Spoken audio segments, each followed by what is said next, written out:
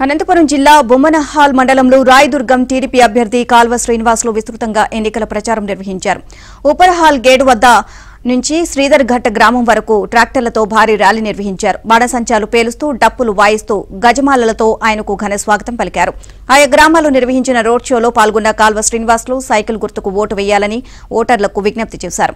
ఇక రైతుల హక్కుల పరిరక్షణ టీడీపీతోనే సాధ్యమని అన్నారు. 12 లక్షల కోట్లు అప్పులు చేసి రాష్ట్రాన్ని అధోగతి పాలు చేసిన జగన్ రెడ్డికి బుద్ధి చెప్పే సమయం ఆసన్నమైంది అన్నారు. 5 ఏళ్ల వైసీపీ అరాచక పాలనకు చరమగీతం పాడాలి అని కాల్వ శ్రీనివాసులు పిలుపునిచ్చారు. తెలుగుదేశం పార్టీ అధికారంలోకి రాకపోతే, చంద్రబాబు నాయుడు గారు ముఖ్యమంత్రి కాకపోతే ఈ రాష్ట్రాన్ని, మనమల్ని, మన పిల్లల్ని ఎవరూ కాపాడలేరని కూడా ఈ సందర్భంగా 5 ఏళ్ల అరాచక పరిపాలన చూశారు.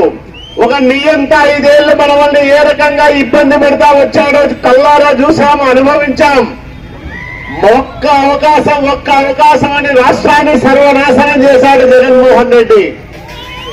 12 లక్షల కోట్ల రూపాయల అప్పుల పాలు చేశాడు ఈ రాష్ట్రాన్ని. ఇసుక దొరకకుండా చేశాడు. నకిలీ మద్యంతో పేద ప్రజల ఆరోగ్యాలతో చెలగాట మాడుకుంటా ఉన్నాడు.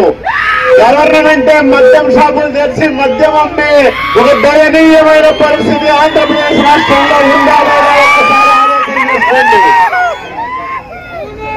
ఎందుకు గవర్నమెంట్ మద్యం అమ్మాల్సి వచ్చిందో సమాధానం చెప్పమని జగన్మోహన్ రెడ్డిని నేను అడుగుతా ఉన్నా. భారీగా మద్యపాన నిషేధం చేస్తా, మద్యపాన నిషేధం చేసిన తర్వాతనే నేను మళ్ళీ ఓట్లు అడిగేకొస్తానని చెప్పిన జగన్మోహన్ రెడ్డి ఈ రోజు ఏ మొహం పెట్టుకొని ప్రజల దగ్గరకు వచ్చి ఓట్లు అడుగుతా ఉన్నా. మాట తప్పును మడమ తిప్పనన్నావే జగన్మోహన్ రెడ్డి, మరి నీ మాట ఏమైంది? మాటికి మడమ తిప్పే ఒక తిరోగమనవాది నువ్వు, ఒక నయవంచకుడు, నమ్మక ద్రోహి నువ్వు జగన్మోహన్ రెడ్డి అని సందర్భంగా నేను ప్రకటిస్తా ఉన్నా.